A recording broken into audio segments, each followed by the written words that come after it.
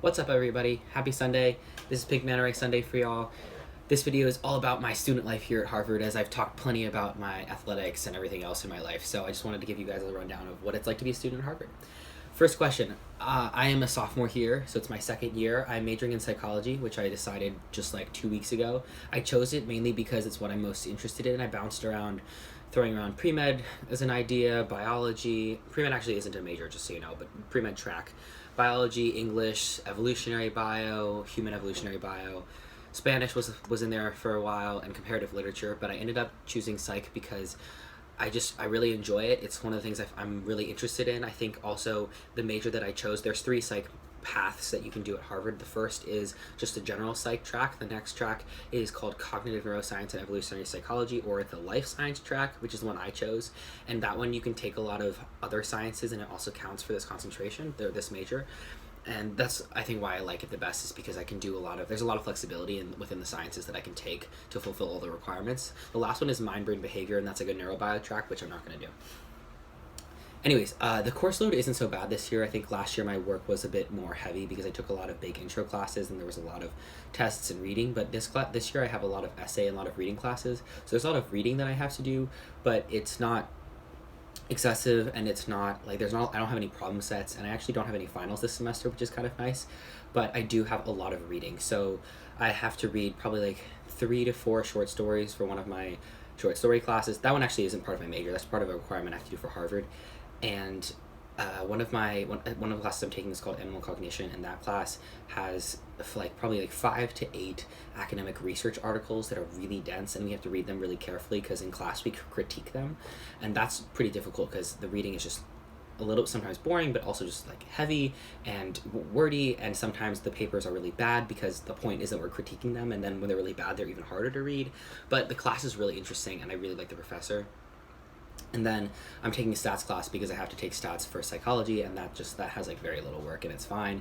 There's a couple problem sets, and there's I think we have tests every other week and quizzes every 4th week or something like that. But it's not that bad. Somebody asked what's the best part of being a student, and I think the best part, I don't know if there's one thing that I can say that's the best part, but I think the people here at Harvard are pretty amazing. And while I could spend hours and hours just doing work, the biggest thing that I think that I need to take advantage of is actually the people here, both the people that are the students and the teachers and the professors and just all the resources that Harvard has to offer, because I genuinely think that there are a lot of some of the coolest people, some of the smartest people in the world. These are the people who are changing the world.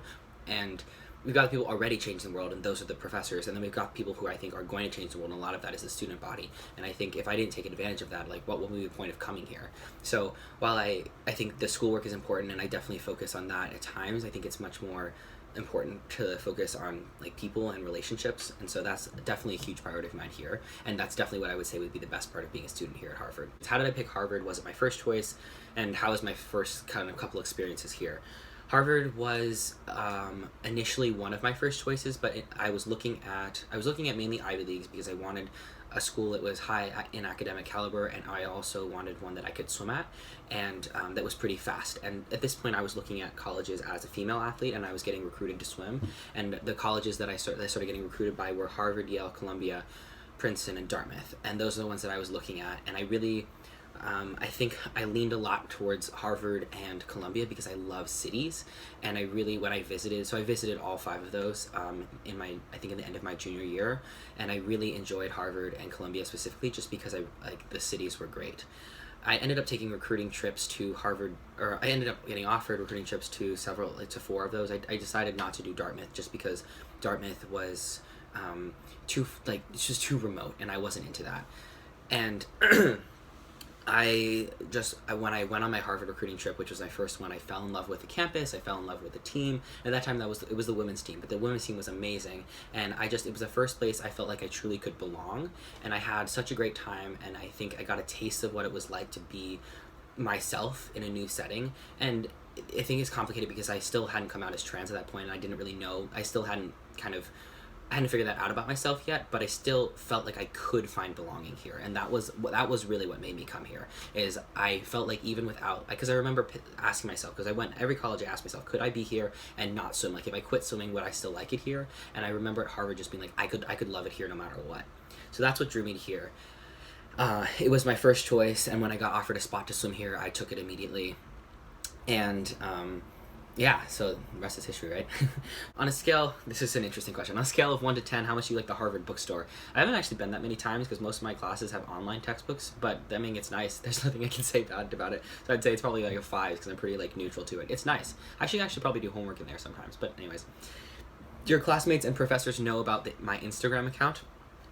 I mean, some of my classmates do because they're my friends, and some of them follow me on it, and some of them don't. I think most people don't tag me as like that kid or recognize me even sometimes, but if they do, they're typically recognized like, oh, you're that kid from the Ellen Show or whatever. But I think most of my classmates and professors don't know, and I think that's great because I kind of just get to be me, and I don't have to have all this kind of media and internet floating behind me. After undergraduate plans, do I want to go to graduate school, etc.? I think I definitely want to stay in school as long as possible because the real world is scary. But I've thrown around the idea of going to grad school, especially if I end up really enjoying psychology and wanting to do more of that. I think I could go to grad school for that. And I think another idea I've thrown around for a longer time is med school, and who knows if I'll end up doing that, but we'll see.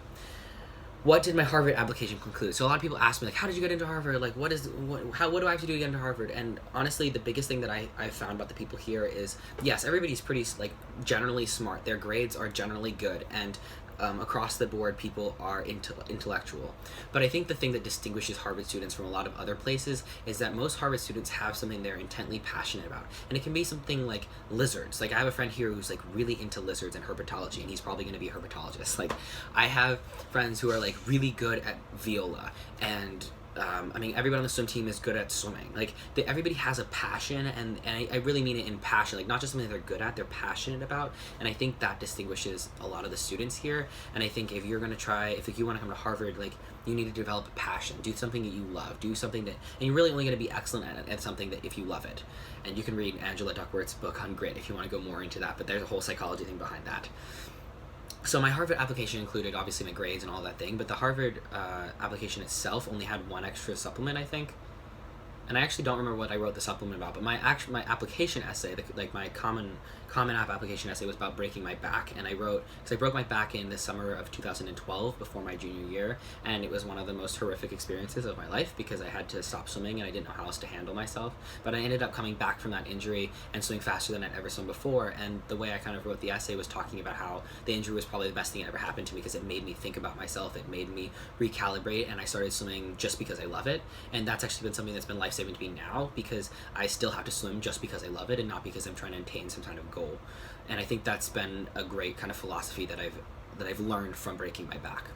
Somebody asked about trans healthcare at Harvard, and it's been fine. Like I have a PhD here at Harvard, and she prescribed me testosterone like right off the bat after I told her, because I mean I'd already had a script for testosterone, but she prescribed it for me too. And if I ever need more, I just call and they prescribe more for me. So that's like totally good, and like it's pretty decent healthcare. There's also a place called Fenway Health in Boston, and it's like an LGBT health center. So I went there for like the test-to-pel, and you can see other videos from me talking about that. Like, somebody said, how were you able to get private housing? If you're gender non-binary, do you get it? And the two things: one, I don't have private housing. I just have, this is a single, and my roommates live right over there, and it's just it's a lottery. Like, we got like a decent pick on our number, and we got what we asked for.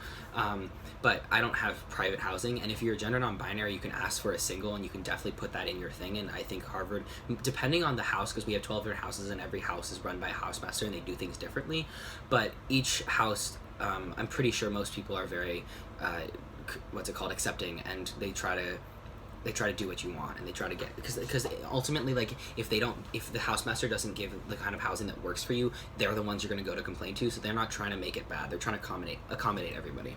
Do you ever feel overwhelmed with dealing with all your schoolwork and your life as a trans individual and an athlete, and how do you deal with that? Sure.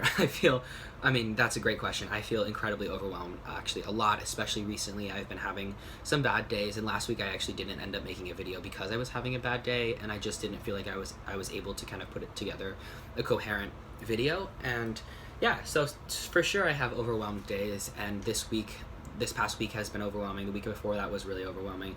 I have a lot to do. I mean, I'm an athlete here. I mean, we swim 20 hours a week, and that doesn't count like commuting time or social time. And I am a student here, which is another full-time job, and I also do speeches and I travel for things, and I was just at a conference in Indianapolis on Wednesday and Thursday, so I'm really busy, and I think sometimes that leaves very little space for me to breathe and to just do me, and I'm the kind of person who needs a lot of time for introspection, and just like I am, people typically read me as very extroverted, which I can seem to be, and I am at times, but I actually really need the kind of alone time to recharge, and sometimes it's really hard for me to find that time. But I'm pretty good most of the time about taking time for that and prioritizing that, sometimes at the expense of not doing homework perfectly or not hanging out with a friend if they ask me to, and kind of just being like, I need me time. That's pretty much it. That's like a really speedy version of of answering all your questions. I think that if you guys have more questions, I can make another video on student life here, but that's a summary. And yeah, I mean, I really love it being here. I think there's always struggles and there's always things that I need to better myself in. I'm learning a lot, both academically, but also just about my life and how I want to function and what I want to do with my life. But I think Harvard has the biggest benefit is that Harvard gives you opportunities to do whatever it is you want. And I think they have so many resources and so many helpers, so many advisors and tutors and people to help you do what you need and get you to where you want, that like the opportunities are infinite, and that's terrifying sometimes, but it's also incredibly empowering and exciting. Yeah, so I hope you enjoyed this video. I hope it was informative, and I hope you could understand what I was saying, since I was speaking at like a million miles a minute. Wow, spoken too fast for me to say what I was trying to say. I hope you could understand what I was saying, even though I was speaking a million miles a minute. Anyways, have a great night, and I will see you next Sunday.